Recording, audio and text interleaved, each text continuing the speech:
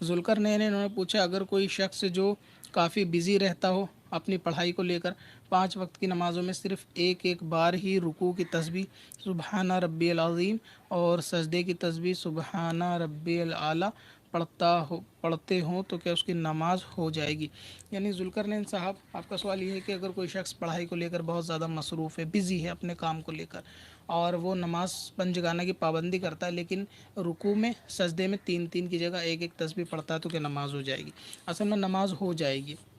इससे नमाज में जो है ना ऐसी कमी वाक़ई नहीं होगी कि जिस वाजिबुल इयादा कर दे या नमाज को ख़राब कर दे। लेकिन इसके दूसरे नुकसान हो रहे हैं कि हदीस पाक में इसकी मुमानियत की गई है। हुज़ूर अलैहि सलाम ने इसकी मिसाल जो दी है ना, वो दी है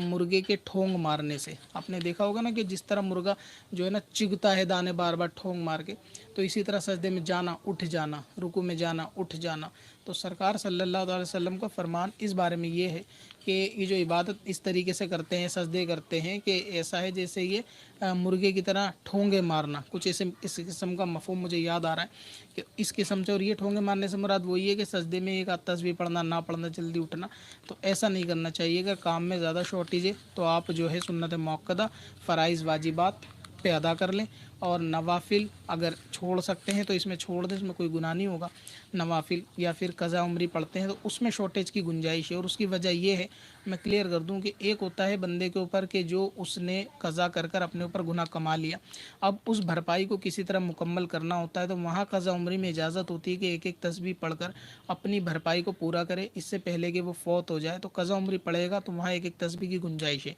एक होता है कि अभी कोई नुकसान उसने करा ही नहीं है नमाज कज़ा करने का, लेकिन उसमें नुक्स पैदा कर रहा है बंदा जानबूझ के एक एक तस्बीह पढ़ के, तो ये एक चीज़ बिल्कुल डिफरेंट हो जाएगी। तो जो फ़र्ज़ नमाज़ें हों उसमें कोशिश करनी चाहिए कि हमेशगी ना हो एक तस्बीह पे। हाँ, ऐसा हो सकता है कि कभी मौका महल है, कहीं जाना है, अर्जेंट है, और बंदा उस ज़रूरत के तहत रुकू में या सजदे में सिर्फ़ एक एक तस्बीह पढ़ रहा है नमाज में, तो उसकी नमाज हो जाएगी। और अगर कोई ऐसी ख़ास ज़रूरत शरई नहीं है, और उसके बाद उसने एक आदत सी बना ली कि हर नमाज में चाहे ज़रूरत हो या ना हो, या घर के दूसरे कामों के लिए बहुत टाइम रहता है लेकिन नमाज में एक तस्बीह बढ़ाने का टाइम नहीं होता, तो उनके लिए ऐसा नहीं करना चाहिए।